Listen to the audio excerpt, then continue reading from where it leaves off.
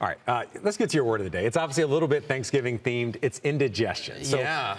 It seems like everybody's swallowing everything pretty good today. We've got the futures higher. So where's the indigestion you're seeing? Yeah, well, the big question is, are we consolidating and digesting gains, which is a word I've already used before, or are we seeing some topping formations? I see a few topping formations, but I still believe we're in a consolidation phase. But as we go through it, you're going to feel some angst, and there'll be a feeling of indigestion as we try to move higher going into this Fed meeting on December 10th. All right.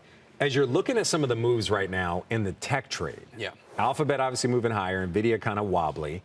We also had Bank of America come out with their fund flow last week. Tech stocks are their biggest outflows for the 6th consecutive week. Rolling 4-week average when it comes to tech stocks, lowest since for about 4 years. So sentiment on tech broadly is bad. It seems like people are picking winners. What are the ramifications of that? Are there? Well, they are, and guess who's winning? Google, Alphabet. Right. So they're rotating within the Mag 7, and we have a clear winner in Alphabet as that continues to make new highs. And then you look at the equal weight. The small caps are rallying, the equal weighted stocks are rallying. Regional banks caught a bid, healthcare. So we are seeing rotation, and you told me we would get this hit in the technology sector like we did for the Mag 7, underperforming the S&P 500, yet we are still at these levels.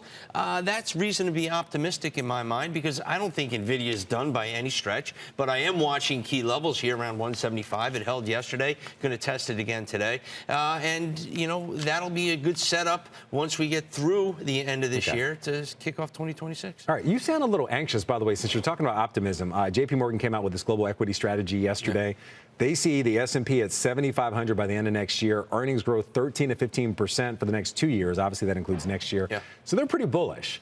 Why are you feeling a little apprehensive? I can feel the apprehension from you. Yeah, and I'm usually one of your biggest bulls on the show. There are a few X factors coming up. That Supreme Court ruling, we talk about the one thing that moved the markets to the downside, that uncertainty around tariffs. You know, the big chart, the tariff uncertainty.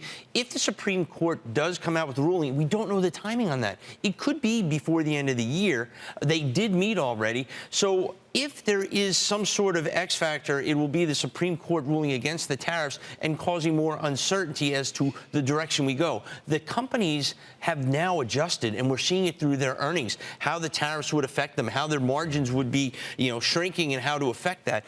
So to me, I just think that's the X factor that has me a little on edge. But the Fed, I think they're going to cut, and we're going to be okay going into year end. Let's get to your pick. You're in the healthcare space.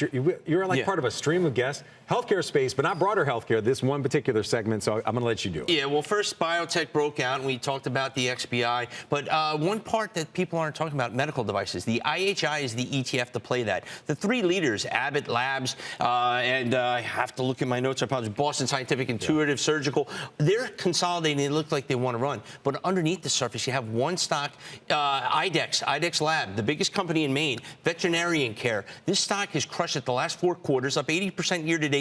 A little overbought on the near term. Long term, you want to buy this on a pullback. I think it's a stock to own into 2026.